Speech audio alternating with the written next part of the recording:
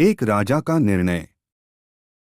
एक राज्य में गलत आचरण करने वाले लोगों की संख्या बढ़ रही थी और जो अच्छे लोग थे उनकी संख्या घटती चली जा रही थी।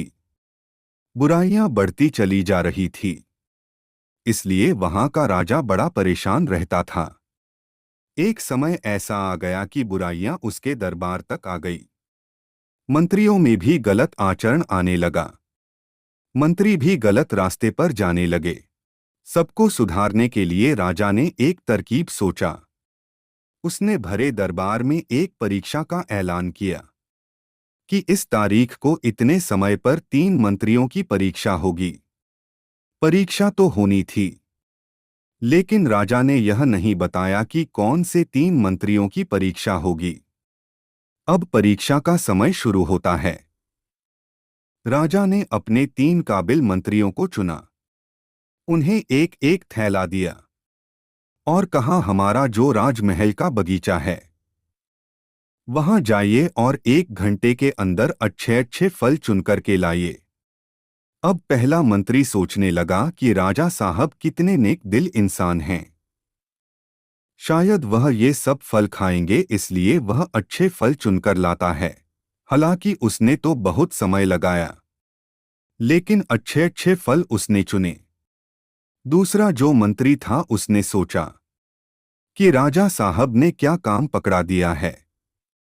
उसने अच्छे फल जो मिले उसको तो डालता चला गया, लेकिन साथ में सड़े गले भी डाल दिए। और तीसरा वाला जो मंत्री था उसने 10 मिनट में सारा काम निपटा दिया। दरअसल उसने फल नहीं भरा, उसने घास फूस से पत्तियों से पूरा थैला भर दिया।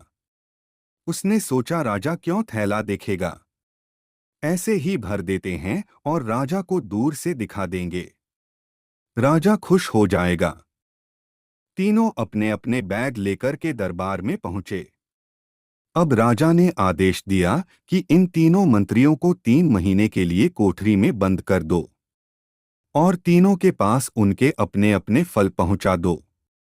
उन्हीं फल के अलावा और कुछ भी खाने पीने के लिए नहीं दिया जाएगा। इन्हीं फलों के सहारे इनको अपनी जिंदगी 3 महीने तक बितानी है। अब पहला मंत्री मन में भगवान को धन्यवाद किया कि आपने तो अच्छा किया, मुझे सही बुद्धि दी ताकि मैं राजा के लिए अच्छे फल लाऊं।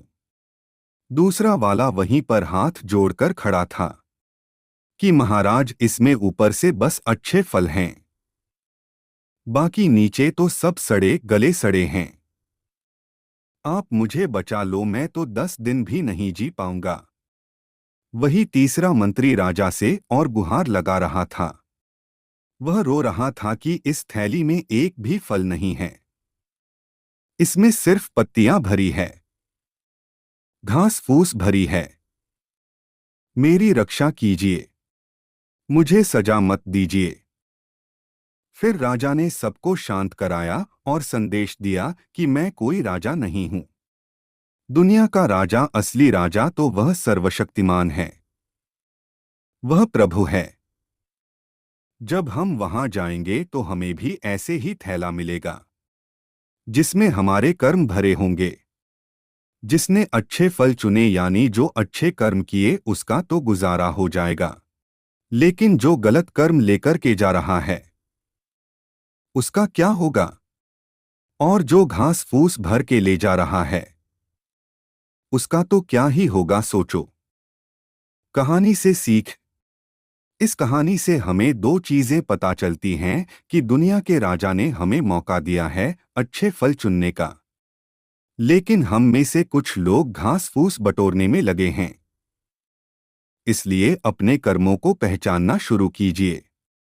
दूसरी सीख यह मिलती है कि हमें जीवन के सारे निर्णय इस प्रकार लेने चाहिए कि अपना काम सही से हो जाए और किसी को कोई नुकसान भी न हो। और यदि हमें किसी से अपनी बात मनवानी है तो शब्दों को ऐसे रखो कि वह खुशी से सारी बात मान ले। इस संक्षिप्त कहानी को पढ़ने के लिए धन्यवाद। कृपया मेरे YouTube चैनल को लाइक, कमेंट्स, शेयर और सब्सक्राइब जरूर करें।